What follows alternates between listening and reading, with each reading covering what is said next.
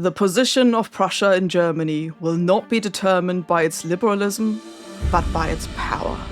Prussia must concentrate its strength and hold it for a favourable moment, which has already come and gone several times. Not through speeches and majority decisions will the great questions of the day be decided, but by iron and blood. A nation that fought during 4.5 years. Well, Hitler was there by that time, and I didn't want to go back. I take pride in the words, Ich bin ein Berliner.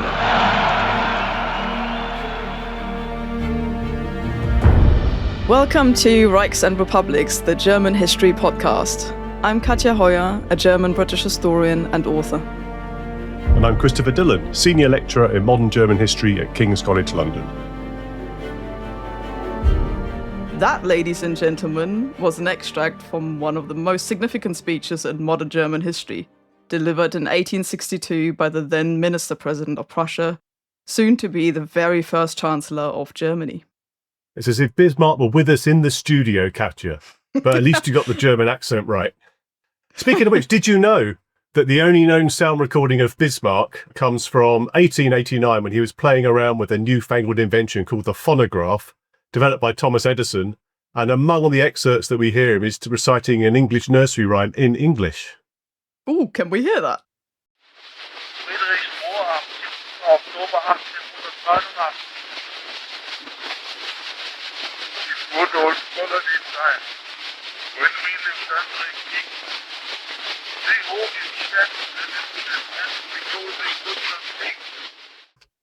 It was quite blurry, the excerpt I heard. I liked it, but it was quite faint. Thanks for that, Chris. That was interesting. And now, would you like to enlighten our listeners in your English accent why we've chosen to talk about Otto von Bismarck in one of the very first episodes of Reichs and Republics? Auf jeden Fall, Katja. So Otto von Bismarck is the most heralded German statesman of the 19th century. He's the architect of German unification. In 1871, he invigorated the flagging Prussian army in the early 60s, which is the context of your speech, and we can give it that name, Katja.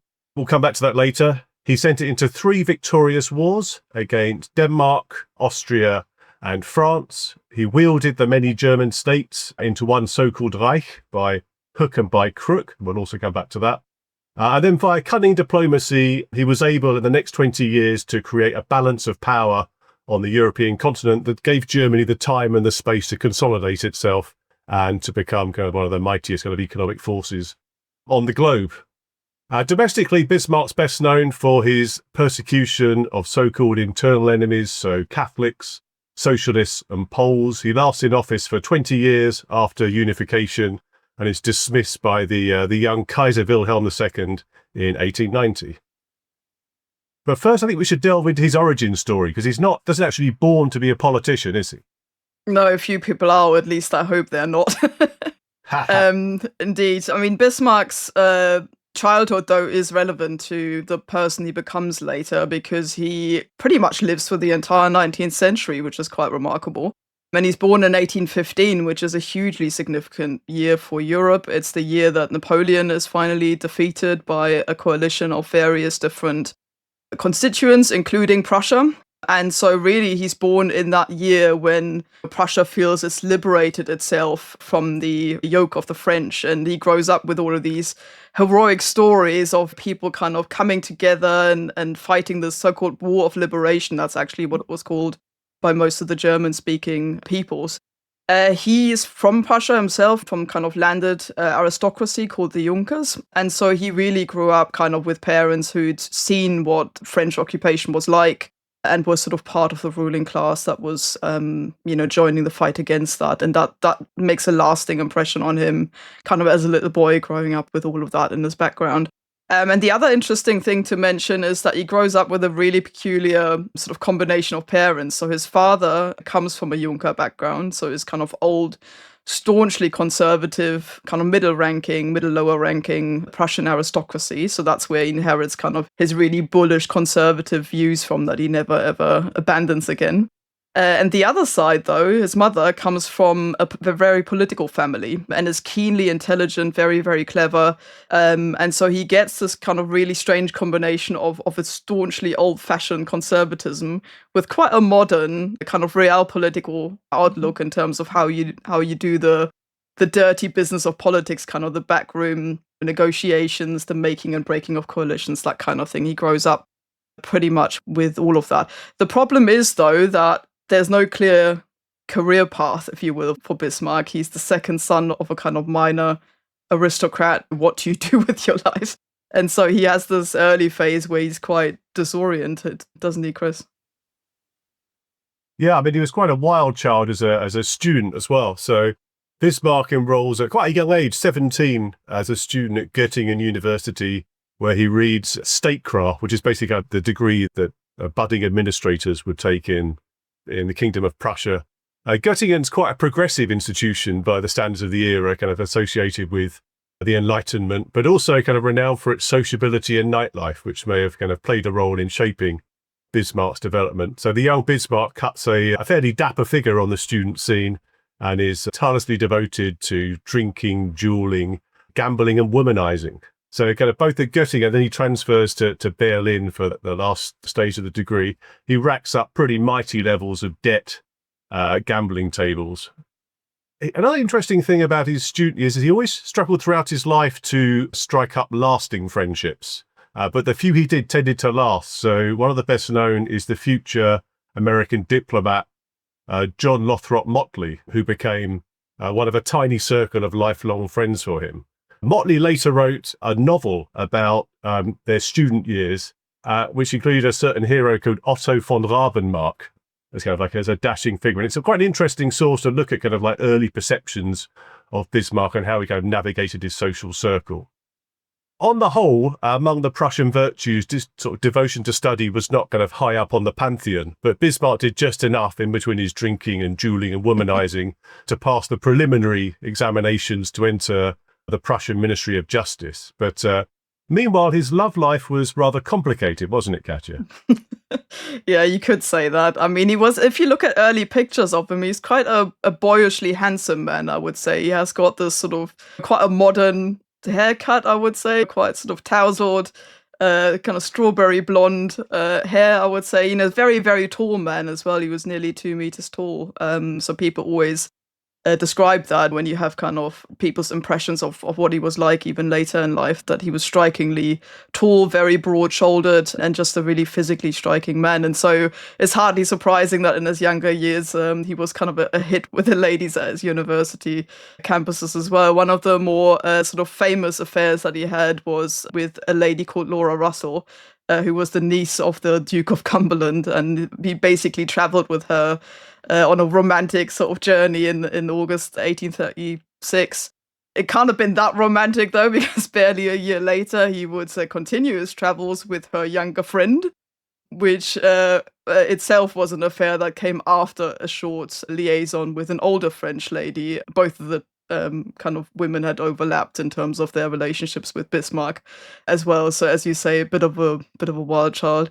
This distraction, if you want to call it that, sort of cost him his final qualifications. He muddled through in the end, but it was never something that interested him a lot, kind of administration and bureaucratic things, especially in Prussia, which is famous at the time actually for its uber efficient sort of administrative apparatus. Britain, for example, after the Napoleonic Wars, British administrators are so impressed with the modern Prussian political machine that they send advisors over to Prussia to kind of study how it all works. So Bismarck, in theory, works within, or is supposed to work within, a cutting edge kind of bureaucracy, but it just bores him all. And he said at one point, and I quote, "I want to make music the way I see fit, or not at all." In other words, he's just not somebody who can just muster the self-discipline to do anything for a prolonged period of time that he's just not interested in. But yet he did end up in politics in the end. So how did that come about? Yeah, well, I think he found the bureaucratic environment kind of stifled his sense of kind of like a genius and creativity. And then perversely, his first attempt after there to find a new kind of sphere was a year of military service, where he didn't flourish either. So although later Bismarck made much of kind of having been bemedaled and kind of like cutting a military figure, He only lasted a year and kind of never achieved the kind of rank that one would expect, from a Junker noble, a young man. And after that, to the great horror of his family, they bankrolled his education, they picked up all his gambling debts. Bismarck then returns to kind of his small manorial estate in East Prussia in 1839 and stays put there for 6 long years. He slips back into the old wild ways of his early university years. So as Chris Clark puts in his brilliant book, The Iron Kingdom, he says that Bismarck played the Junker in heroic style, and these were years of heavy drinking and eating with epic breakfasts of meat and ale. And this guy just sort of captures the sort of the Bismarck's masculine kind of like comportment of this time. And then Bismarck's father dies in 1845, and Otto takes over the family estate at Schönhausen. But by now he was beginning to tire of the farming life and of kind of like overseeing the various serfs on the estates. And he wrote to a friend that he'd had enough of dogs, horses, and country Junkers. I think needed to see some more kind of bright lights. His real lucky break comes in 1847 when he's asked to step in for a member of the Prussian Parliament, the Landtag, who had fallen ill. And so he takes up his seat and gets involved in the world of politics and finds it irresistible. So compared to the bureaucracy where he felt slightly stifled, here his kind of creativity and his ability to kind of like to get things done really kind of like feels as though he's found his vocation. So in his own words, politics had him in an uninterrupted state of excitement that barely allows me to eat or to sleep. So he'd found his way there by a circuitous route. Yeah, politics does that to me as well. Yeah, no, he is really a political animal, and I'm not sure he knew that up until he entered that world. Literally by chance, is one of those historical moments where you wonder if that MP hadn't fallen ill at that point and he had to step in, what would have happened with German, European, and even world history by implication if he hadn't discovered his true vocation, really his true calling, if you will. But once he makes a name for himself really quickly because he's an extremely tenacious person who, as I said earlier, has this kind of connection really of staunchly conservative views and quite astute political acumen. And that's something that makes him stand out. People call him the bulldog and things like that very early on, because once he sort of, gets into an issue, he just doesn't let go. And that frightens people to some extent. Some people think he's quite extreme. But he's also very useful in certain issues because he is so obsessed sometimes with something, and in terms of getting it done, he has no scruples either. Later on, the term realpolitik, which we still use today for people who sort of pursue ruthlessly a certain cause without kind of the moral implications playing a role, but actually just kind of the real implications being the main driver of policy. That's something that is attributed to Bismarck right from an early age. He just doesn't care whether the way he gets to an end is kind of right or wrong. So long as it gets the job done, he'll do it, whatever it takes, kind of thing. And with that, basically, he becomes quite useful to the Prussian authorities. So, for example, he proves in the revolutions of 1848, which really take the whole continent into their grip. So you have a kind of weird mixture of socialist ideas. Marx and Engels write their Communist Manifesto around this time, but also liberal ideas. Many German liberals want a German nation state. Germany is not a state at this point. It's not a country at this stage, but kind of an accumulation of smaller political entities. So there are national liberals in the actual sense of the word who basically want a nation state under a constitution to take power away. All of these ideas are floating around. What does Bismarck do? He's not excited by any of that. He sticks to the old system and he wants to preserve it. So he becomes quite useful to the old Prussian elites in that regard, and basically he proves himself in that during the 1848 revolutions, he's worried about the Prussian king's safety in Berlin. And so he just gathers like a handful of farmers, gives them some pitchforks and things, and takes to Berlin. It's a completely absurd thing because the king at that point is actually quite keen to placate the people who are putting up like barricades in Berlin. And he's kind of coming out and drapes himself in the German colors and the tricolor and the black, red and gold. And is making a show of saying, I'm on your side to kind of preserve his own life, really, and his power. And at that moment, kind of Bismarck keeps storming in there with his country army, bit of a rabble that he'd gathered together. So, but he does prove that he's loyal to the cause and to his own sort of principles, if you will. And again, that makes him quite useful. So he becomes the Prussian envoy to what can be described as a kind of loose German parliament. So there is kind of a congregation really that happens on a regular basis where each of the German states send their delegates, and Bismarck becomes the Prussian delegate and has some very amusing kind of interludes where he provokes some of the other delegates to a point where, they stand up and threaten duels. Bismarck actually has several pistol duels in that time. Again, interesting what if kind of implications if one of them had actually worked out and killed him. And again, it just gives him a bigger stage to position himself and to show all of his kind of political skills.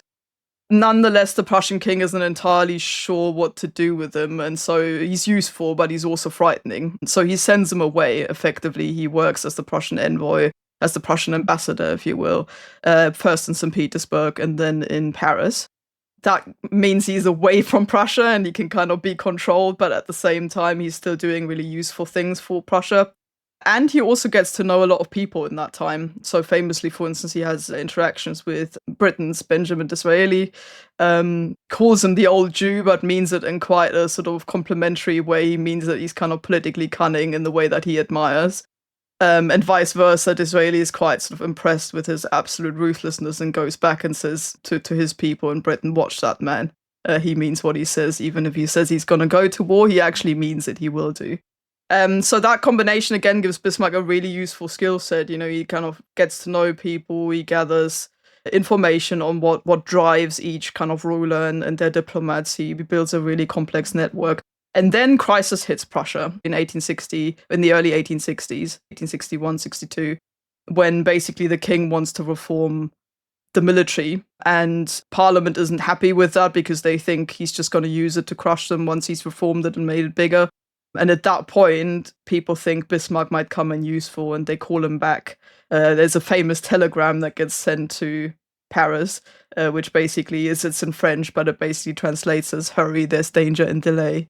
And Bismarck gets called back to Berlin, and that's where we are basically with the speech where we started at the beginning with the famous Blood and Iron speech. So Bismarck basically storms into Parliament. The king has made him the prime minister, effectively, of Prussia, the minister-president of Prussia, and says to him, you sort this out. And Bismarck storms into that Parliament and basically says, we're just going to make these military reforms go through, whether you like it or not, whether you vote for it or not. So you can either be kind of on the right side of history or not. And what he says to Parliament is your decision-making processes, your niceties, your majority debates, they're all well and nice, but they don't do anything. It's raw power that will get Prussia where it needs to be. And what he basically says in the end is this means we need blood and iron, i.e. war, and raw military power to make Prussia bigger and greater. And you're not going to stand in the way of that. And he goes ahead with it. This is a classic example of realpolitik. Parliament's supposed to vote on it. Bismarck just doesn't care, reforms the military anyway. And it takes years before he has it retrospectively agreed by Parliament and thereby legalizes it. But that's a classic example where he just rides roughshod over kind of law and order, if you will. So this is sort of the moment that we started the show with the Blood and Iron speech. So what does this actually mean now, Chris, in terms of, did Bismarck mean what he said when he said blood and iron, and how does he take that kind of concept forward?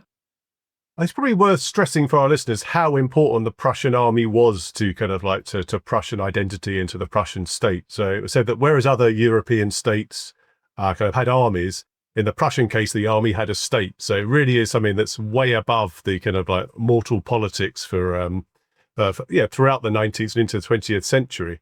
And the liberals in Germany, who have become had a setback in 1848 when the revolution doesn't succeed, have a very strong presence in the Prussian state parliament, and they see a chance now finally to bring the army under the control of parliament, under civilian oversight. Because in 1848, their revolution, the attempt to unite the German states from below, had failed because the Prussian army had crushed the revolutionary movement in 1849. So as you say, they're very conscious that they're dealing with a real kind of like central factor of future power. And they believe that Bismarck's need to reform the army and to gain extra taxation is the lever they need to achieve this. So then the speech, which you so hauntingly recited at the start, Bismarck said, no, you're wrong. Implicitly, I can get you what you want, which is unification, but it's not going to come through your dithering and your professorial speeches and your parliaments, which you tried in 1848.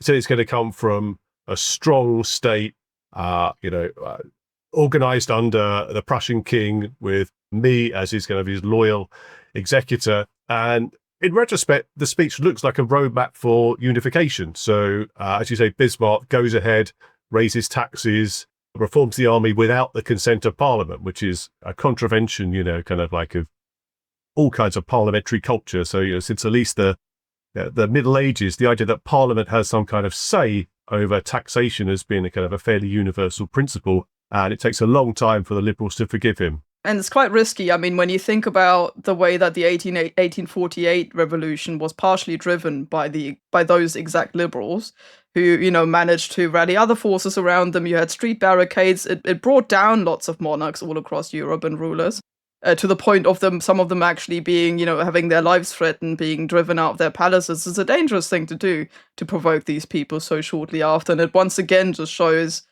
how ruthless and just sort of risk-taking Bismarck is as well.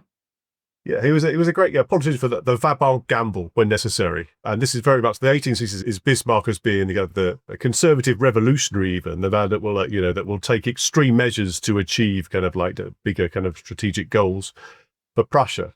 So in retrospect, the speech looks a lot like a roadmap for German unification. Once the army's been reformed and refinanced and rejuvenated, Bismarck engineers 3 wars in succession, which bring incrementally kind of German territories kind of under the purview and eventually kind of like the same territorial polity as Prussia. So there's in 1863, the King of Denmark dies without an heir, always a precarious moment in any kind of like monarchical setup. During the ensuing squabble over who is going to become the Danish king, Bismarck, with Austria, invades Denmark in a war which ends up with the annexation of the provinces of Schleswig and Holstein, which had kind of a German-speaking population to a large extent, but not to an overwhelming extent. And then 1866 is the big war in many ways. And so Bismarck creates a war with Austria over the administration of these new territories which have been seized from Denmark. And Prussia only just about wins this war. It's quite a close run thing. And the Austrian commanders, for example, at Königgrätz make a number of quite serious operational errors, which means that Austria and its allies, which we should not forget include the other German states, are defeated. After this, there is a North German Confederation is set up, which excludes Austria. And part of the price that Austria pays for having been defeated in 1866 is to accept its exclusion from this new kind of political organization. And then finally, in 1870, Bismarck goads the French Emperor Napoleon III into a rash invasion. And this time, the Prussian army wins quite handily in the Franco-Prussian War.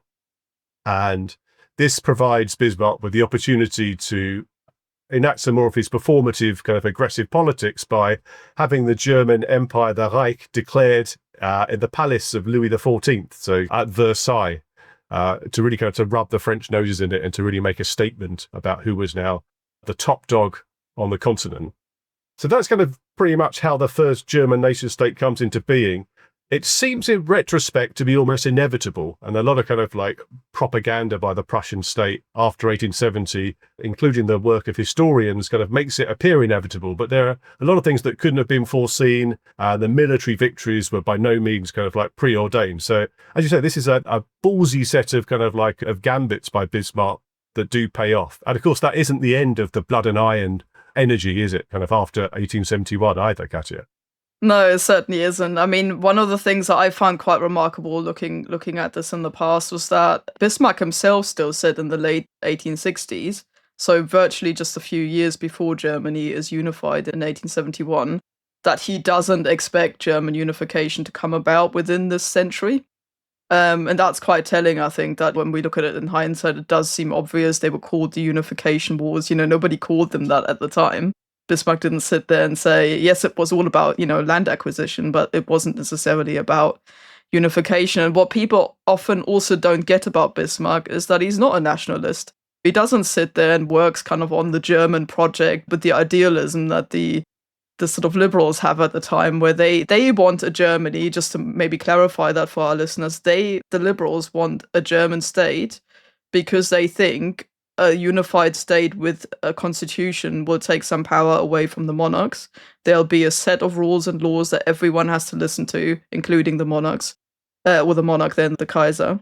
And thereby they'll have a constitutional monarchy that gives them, mostly kind of the rising middle classes, more power because they can work through parliaments and lobby groups and so on to try and make their voices heard better than in a kind of scenario where they have to deal with each of the individual kind of dukes and kings and so on.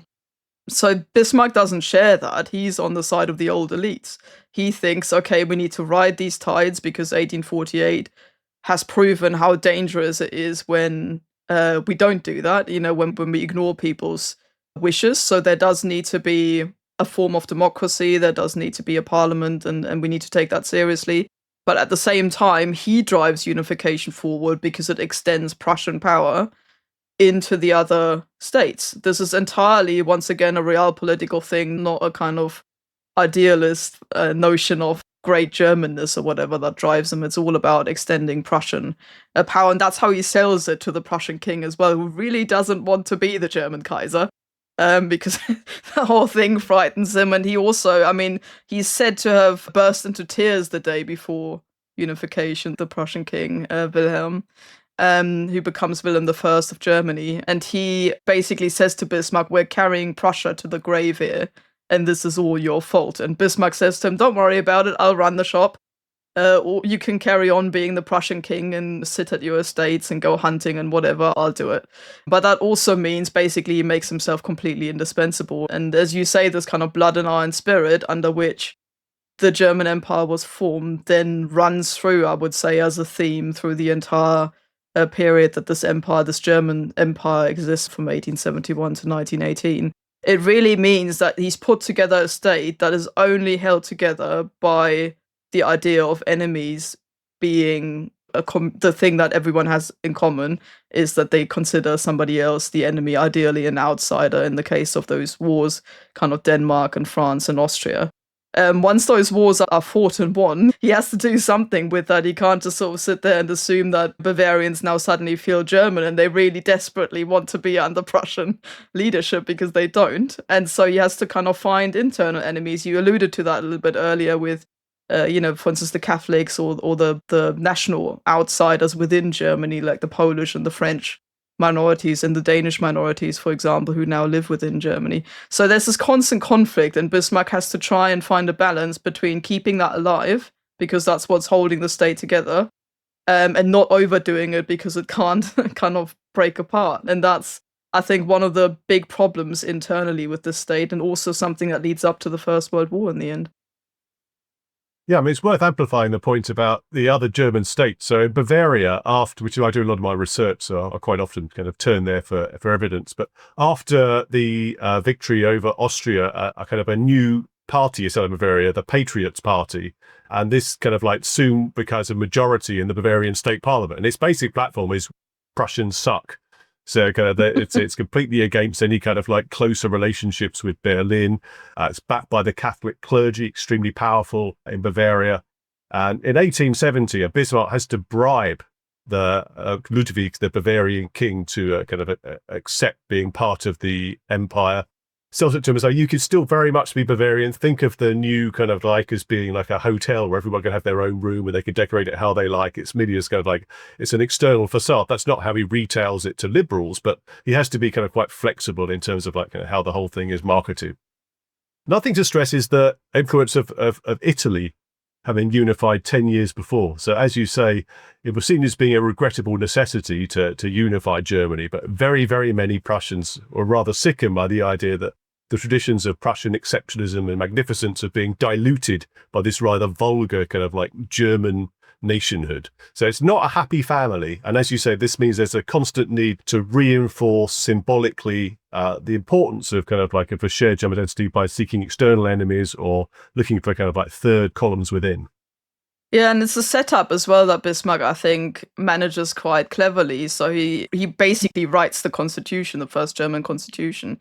And that's now often seen as a failure because there's the First World War, and then effectively the empire vanishes. Kaiser Wilhelm II, who's the grandson of Kaiser Wilhelm I, who we just talked about, has to abdicate and the whole thing goes. So again, in hindsight, people say it clearly didn't work, it led to war. But I think, again, this is too much looking at it with the benefit of hindsight. I think when you think about all the sort of interests that you had to manage and pitch against each other, there are all the different states where Bismarck just says, okay, we'll just have a federal system. Your analogy there with the hotel, I think, works really well. And that's still why Germany is a federal state today, because that's proved to be the only way of holding all these different regional places in Germany with their really long histories, especially Bavaria, as you just mentioned, has got a proud history of being one of the stable entities that don't just come and go over the centuries, but actually is there as a Bavarian monarchy. The same goes for Saxony, for example, and the Saxon kingdom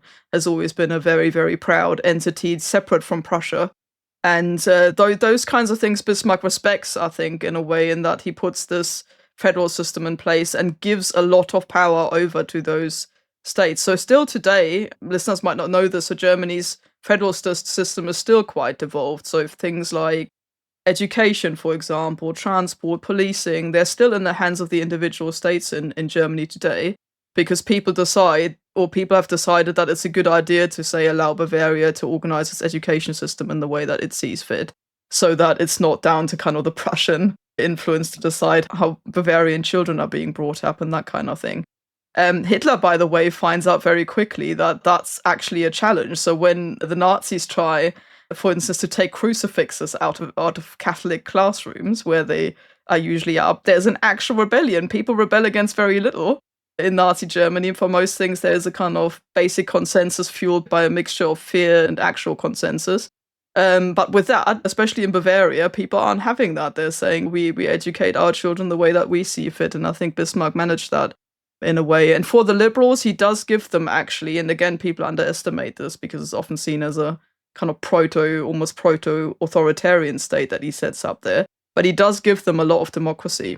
So the idea that you have a parliament that's elected by universal male still, but that's kind of par for the course at the time, but universal male suffrage, all men above the age of 25 can vote freely, regardless of land ownership or wealth or any other sort of restrictive measures that still exist in other states.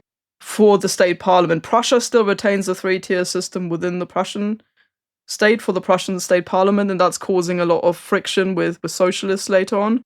But nonetheless, overall, basically, you have a freely elected parliament, and that's coming back to haunt Bismarck quite a bit as well. He gets so frustrated with it in the end that he briefly even toys with the idea of reverting back to a more autocratic system and getting rid of it, which people then have to tell him that's not going to happen after 2 decades. But it is something I think that Bismarck has to be given credit for, kind of managing all these different interests and understanding that German unity doesn't happen overnight, that you do need to kind of maintain a fairly loose kind of patchwork of things in all sorts of different ways. So blood and iron doesn't necessarily kind of translate into practice after 1870, except against the internal minorities that kind of the Bismarckian state sort of persecute. So, I mean, we'll come back to this, but the Catholics in 1870 are seen as being kind of like a third column.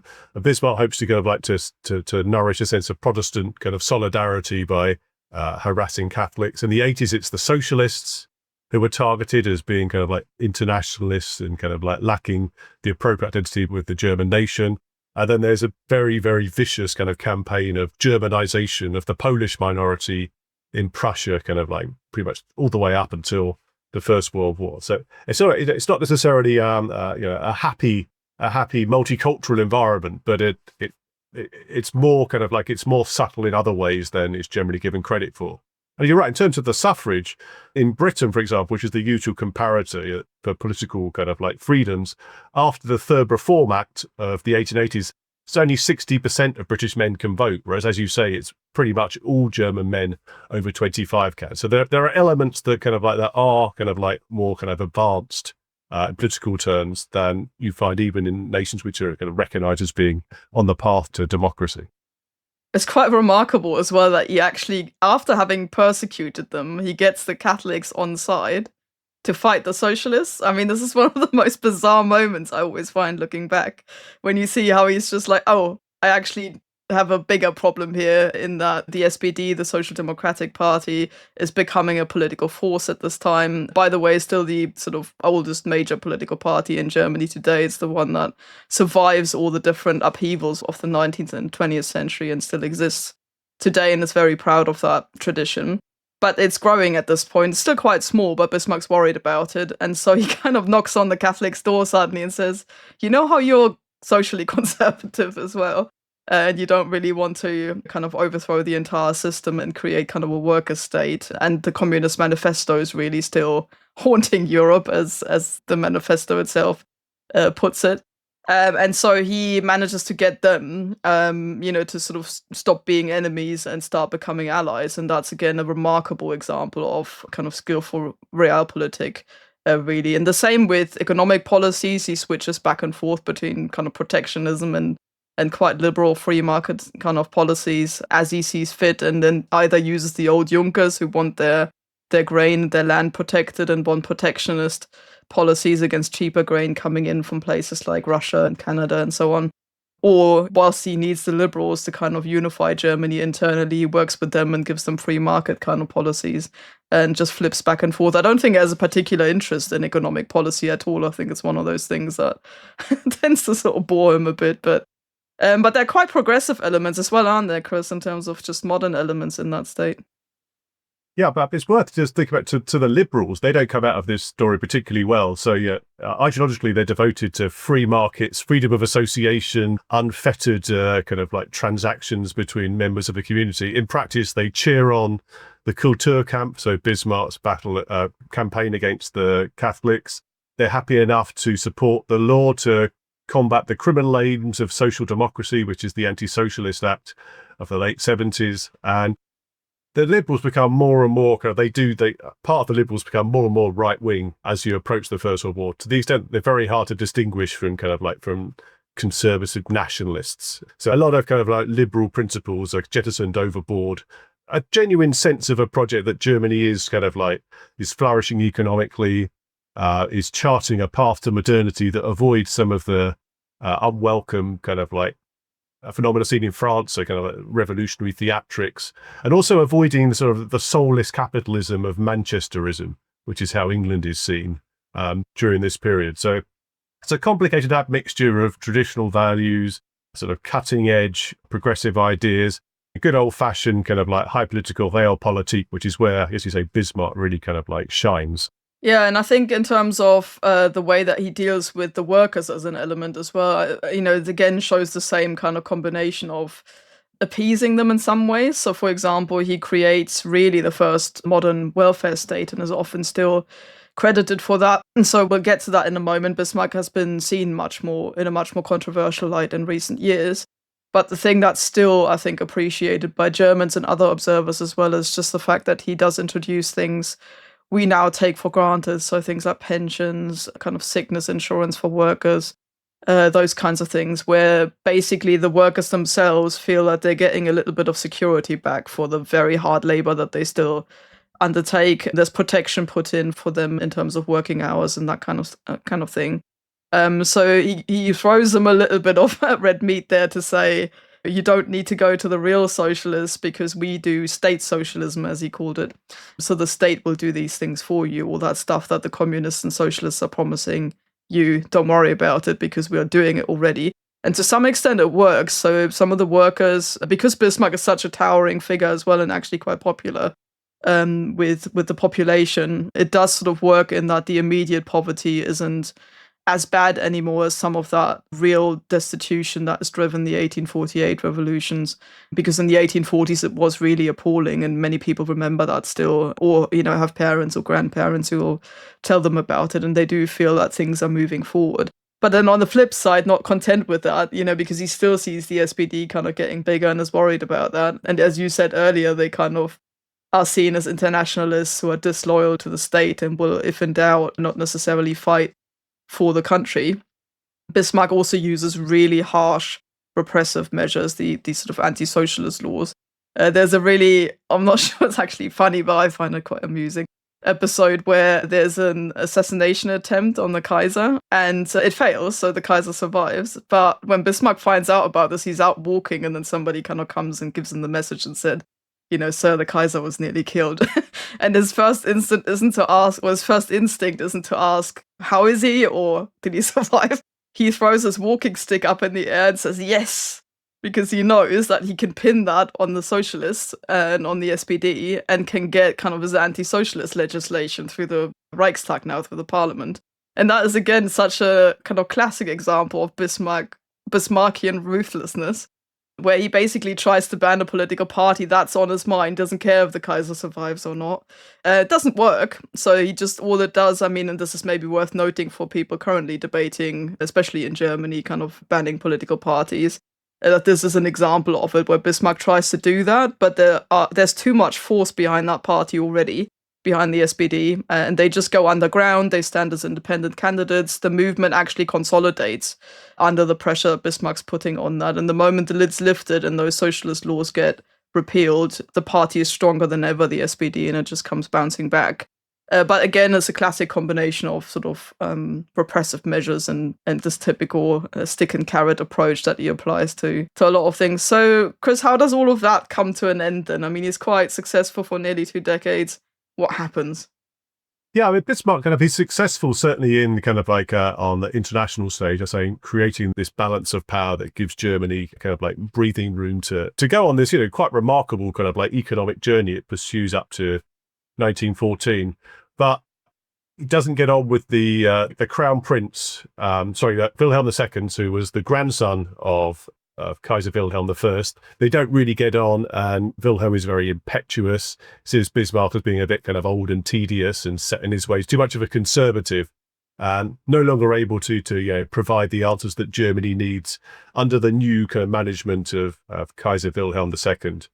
So he's dismissed in 1890, and the response to his dismissal is actually fairly kind of upbeat from the general population. Bismarck's been around for a long time, and there's a feeling that, kind of like some new leadership may kind of like ventilate Germany's energies rather better. Pretty soon afterwards, memories start to turn much more fond towards Bismarck because his successors are unable to command the stage in the same way. And the Kaiser is somewhat of a disaster as a statesman as well. And so kind of Bismarck acquires kind of like in retrospect an increasingly rosy luster for many Germans, which feeds into the kind of the Bismarck myth and legacy, I think, which is almost as important for the future of German history as is what he accomplished himself by policies, whether by blood and iron or by kind of cynical realpolitik. Yeah, that's right. And he himself becomes quite cynical about things as well. He only lives for a few more years after 1890 and sits at his estate in his bed quite often or at his desk and just writes increasingly bitter kind of diatribes for critical newspapers. It's worth pointing out that the press is also quite free at the time, so they are fairly free to, surprisingly so, to criticize the monarchy and the system and everything. There's biting criticism in a lot of kind of satirical magazines and things like that. So Bismarck basically sits there and just writes about how he thinks everything is going down the drain since he's left and how it's all not a good idea. And most of the stuff that's worrying him actually is the foreign policy elements, because he'd created, but that's partially his fault, he'd created such an intricate system of alliances, of secret agreements, of things that people didn't even know about until he'd left office. And so the Russian reinsurance treaty is the most famous example of that, where he basically made a secret agreement with Russia that nobody really knew about, and then he goes and it's just allowed to lapse because nobody really understood what it did or why it was useful. And as you said, Willem is also very brash and just thinks, what's going to happen? Nothing. And so his this kind of really complex and quite fragile international system that he'd built up kind of collapses with him really when he leaves office. And the other side is Germany's overseas empire, which Bismarck was famously skeptical about. Again, not for moral reasons. He didn't sit there and think kind of Germans shouldn't go out in the world and subdue other peoples.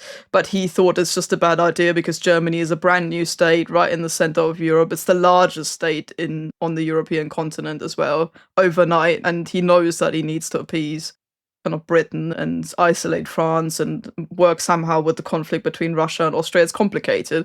And he says the last thing we need is make people feel that we're a threat to their empires right now abroad. And so he famously said, Europe is my Africa, by which he sort of meant Germany is going to be the major honest broker. That's how he saw Germany's role, kind of a major power in Europe, but one that is done with its territorial expansion. And German industrialists kind of disagreed with that and were really sort of saying, well, if we don't expand now, we're going to lose out. And there's kind of all these ideas about Germany falling behind. And Wilhelm II just kind of throws caution to the wind and lets them go ahead with it. The first colonies are actually acquired under Bismarck, which is what he's often criticized for.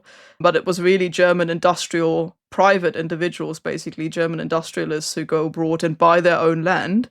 And then they run into trouble as they find out that people in other countries may not necessarily want them to kind of run kind of large enterprises there. And then they go back to the German state, those industrialists, and they say, help, we don't really have a navy or troops to back these things up, our plantations or whatever it may have been. And under that pressure, basically, Bismarck eventually relents and puts the first privately acquired land under a German protectorate, as it's called. He deliberately avoids the word colonies because he thinks it may agonize other countries. And all of that basically happens whilst Bismarck is in retirement and eventually dies. And he's very bitter about that because he sees his own kind of life work unravel. And to some extent, many people may argue he was probably right in seeing the writing on the wall there in terms of conflict with Russia and with Britain mainly, but also other countries in Europe. But let's maybe just quickly talk about the legacy today. How is he seen today? So when you teach about Bismarck, say, in your lectures, what do people say? What's your feeling? How's Bismarck seen today? Bismarck is seen as being kind of a crucially important figure to German unification. I think there's been quite a lot of buying into the Bismarck myth and the idea that this is a kind of a singular genius who manages to kind of like to trace a tricky path through obstacles to pull off the impossible. In moral terms, the policies against internal kind of like enemies are kind of like are beyond the pale. So the persecution of kind of like of Catholics, persecution of socialists, the policies of Germanization in East Prussia against kind of Polish minorities, they're all kind of very heavy kind of like moral mortgages for Bismarck's reputation. The acquisition of colonies, even though the most atrocious violence, which we'll come back to in a later episode, happens after he's gone from office, kind of like hang around him. On the other hand, there is a sense, and maybe you could talk about how this is in Germany, that certainly since kind of 2022 and the Russian invasion of the Ukraine, there's a reappreciation of Bismarck's skill in balancing Germany's dependencies and relationships with kind of Eastern and Western Europe in a way that kind of like Angela Merkel, who will also talk about, kind of in retrospect singularly failed to do. So kind of like a grudging respect for skill, but also an increasing awareness that we need to realise that Bismarck's operating with other stakeholders. So even Wilhelm I was by far the patsy that he sometimes appears in kind of Bismarck's memoirs.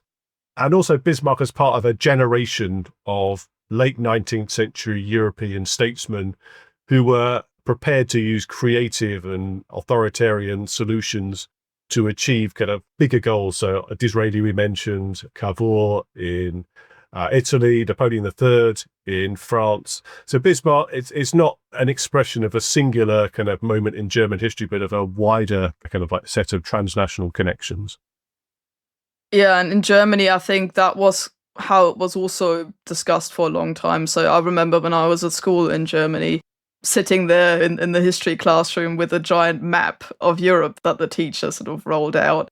And then she pointed at different sort of countries and that he'd made kind of alliances and agreements with, and was trying to explain his foreign policy sort of network to us. And it's just the sheer complexity. I remember we were all sitting there just being totally baffled by it. And that, I think, is something that was taught like that for a long time, that he was a very skilled diplomat and kind of the spider at the heart of the European web, if you will. But that is exactly, I think, in my view anyway, the problem, in that it was so tailored to him specifically because he had all those connections. He knew what to say to rile someone at the right moment, or to provoke them into action, or to placate them. And when he goes, basically, he never designed that to actually outlast him. And I think that's probably, in that respect, the biggest reproach that you can make. The more critical aspect today, because of, I think, cultural movements we've seen elsewhere as well. Black Lives Matter, for example, was a big impact on the way that Germany, or some people in Germany now also regard Bismarck, is the colonial aspect.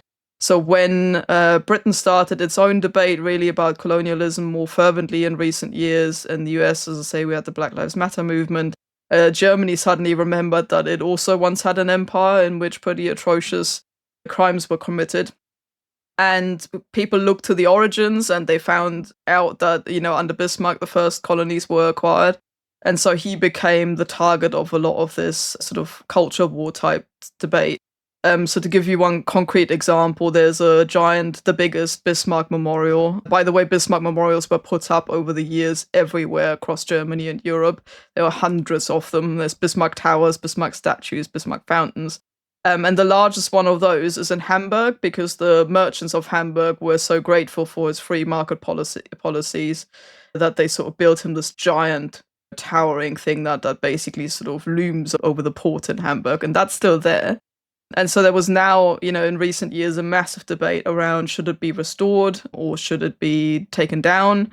The most radical suggestion was that it should be toppled and then kind of cut up into pieces, and the Park of Decolonialization was supposed to be put in place, which didn't go through. It's still there, and it was restored by money coming from both Hamburg as a city and the German state. But now the kind of newly restored memorial has to be surrounded by giant kind of protective fencing and things so that it doesn't get vandalized and graffitied on. And so it's a big debate going on in Germany still around that. I would say the majority of Germans still have a pretty favorable view. So at the time when that memorial debate was going on, there was a public survey that was taken in which the vast majority of Germans said, just leave it be, it's part of the city's sort of cityscape, if you will. People didn't care particularly for it or about it, but they said there wasn't enough public anger to kind of tear it down. And it was a very small minority that basically said, no, this is so offensive, it needs to be removed. And I would think that's a pretty clear indicator that on the whole, people certainly haven't got negative feelings about Bismarck. And he still comes up as one of the most significant chancellors whenever Germans are asked about kind of ranking chancellors by significance or importance. He's usually one of the top 5 or so that gets mentioned. So it's a mixed bag, but certainly a legacy that is still hotly debated today, because Germany is so uneasy with the idea of a founding father, which is effectively what some people would cast him as. And they don't like that idea because it links the current German state to something before 1949, and people are always uneasy with that. They like to see the foundation of West Germany as the founding moment. So Konrad Adenauer, the first West German chancellor, who we'll also talk about in a later episode, does actually count kind of more of a founding father than Bismarck. But that's as much to do with the way history unfolded later as it has with Bismarck himself. Yeah, so an important reminder that the Nazis are not an alibi for all forms of state violence and racism in German history, but Lady Bismarck doesn't belong in the same kind of company of criminality as does Hitler. It seems like a very similar kind of balance of opinion regarding empire and atrocities as you find kind of in Britain and elsewhere. So, but it's a healthy conversation to be going on, regardless of the position that kind of that is taken. Yes, and one no doubt to be continued in further episodes when we might come back to other aspects of the German Empire or the German unification process, and of course the build-up to the First World War and the First World War itself. So that concludes our second episode of Reichs and Republics. We hope you've enjoyed it. Do leave us some comments, either on your podcasting platform or any other way that you see fit. We try and take those on board and take them forward. And also, if you could leave us a review, that would be amazing, because this is a new podcast and it would help us immensely if you could share this with friends and rate us on the platform of your choice. Thank you for listening to Reichs and Republics, the German History Podcast, a Battle Guide production. If you'd like to support us in creating more podcast episodes like this one, please consider joining our supporter community. You can find more about that in the show notes. That's all for now. Bis bald.